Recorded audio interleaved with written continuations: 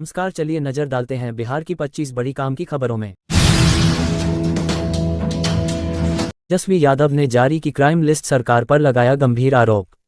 जी दोस्तों, मुख्यमंत्री नीतीश कुमार प्रगति यात्रा के दूसरे चरण के दौरान बिहार के विभिन्न जिलों का दौरा कर रहे हैं। बता दें कि 4 जनवरी से 13 जनवरी तक दूसरा चरण चलेगा। इस यात्रा में पहले फेज में छूट गए मुजफ्फरपुर और वैशाली को कवर किया जा रहा है। रविवार को सीएम मुजफ्फरपुर गए थे और आज वैशाली में यात्रा कर रहे हैं।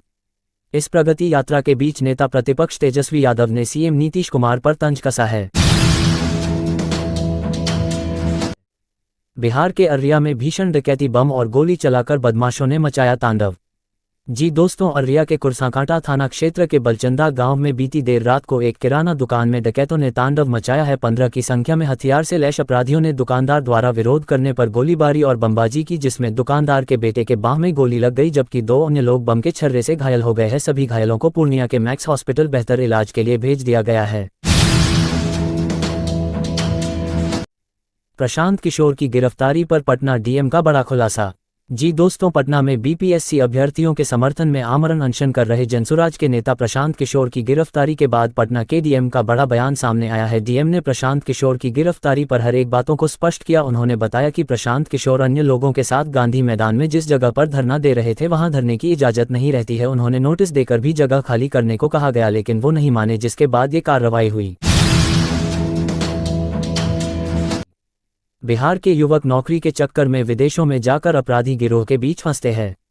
जी दोस्तों, बिहार के गोपालगंज के युवकों को नौकरी का झांसा देकर विदेश भेजा जाता है और वहां अपराध की दुनिया में कदम रखने के लिए मजबूर किया जाता है। एनआईए और बिहार पुलिस दूसरे देशों में फंसे नागरिकों की जांच कर रही है। टूरिस्ट वीजा पर जाकर करीब 47 नागरिक थाईलैंड, म्यांमार और कंबोडिया में फंसे हैं। इस दलदल से वापस लौटे सुजीत ने पूरी दास्तां बताई है।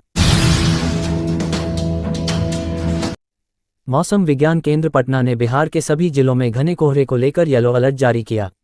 जी दोस्तों, पूरा बिहार घने कोहरे की चपेट में है। सोमवार को कोहरे के दौरान पटना, भागलपुर और मुजफ्फरपुर में दृश्यता 0 तक पहुंच गई। राज्य की औसत दृश्यता 100 के बीच रही। गलन भरी ठंड के बाद कुछ समय के लिए चमकदार धूप भी निकली। इससे दिन में काफी राहत मिली। आईएमडी पटना ने 8 जनवरी तक राज्य के अधिकतर क्षेत्रों में घना से अति घने कोहरे की स्थिति बने रहने का पूर्वानुमान जारी किया है। मंगलवार की शाम से न्यूनतम तापमान में 2 से 4 डिग्री सेल्सियस की कमी दर्ज हो सकती है। कमोबेश 3 दिन तक ऐसी स्थिति बने रहने के आसार हैं। 70वीं बीपीएससी पीटी परीक्षा रद्द करने की मांग को लेकर राज्यपाल से मिला महागठबंधन के नेता। जी दोस्तों, बीपीएससी पीटी परीक्षा को रद्द करने की मांग को लेकर अभ्यर्थी बीते कुछ दिनों से लगातार धरना प्रदर्शन कर रहे हैं। छात्रों के समर्थन में अनशन पर बैठे प्रशांत किशोर को आज सुबह पटना पुलिस ने गिरफ्तार कर लिया। बिहार में बीपीएससी परीक्षा को रद्द करने को लेकर राजनीति अब भी गर्म है। एक तरफ जहां प्रशांत किशोर जेल से बाहर आने के बाद आंदोलन को जारी रखने की बात कर रहे हैं, वहीं इन सबके बीच महागठबंधन के वरिष्ठ नेताओं एवं माननीय विधायकों का एक शिष्टमंडल महामहिम राज्यपाल से मिलने राजभवन पहुंचा। प्रतिनिधिमंडल ने बीपीएससी परीक्षा की तरफ राज्यपाल का ध्यान आकृष्ट कराते हुए 70वीं बीपीएससी पीटी परीक्षा को रद्द करने की मांग की है। सीएम नीतीश की प्रगति यात्रा के तीसरे चरण का शेड्यूल जारी।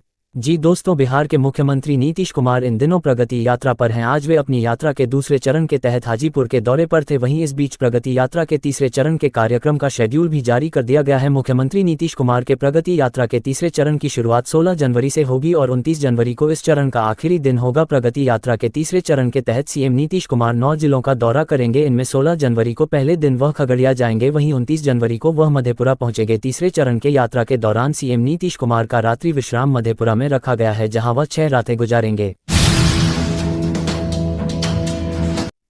पटना के बेऊर जेल से बाहर निकल गए प्रशांत किशोर।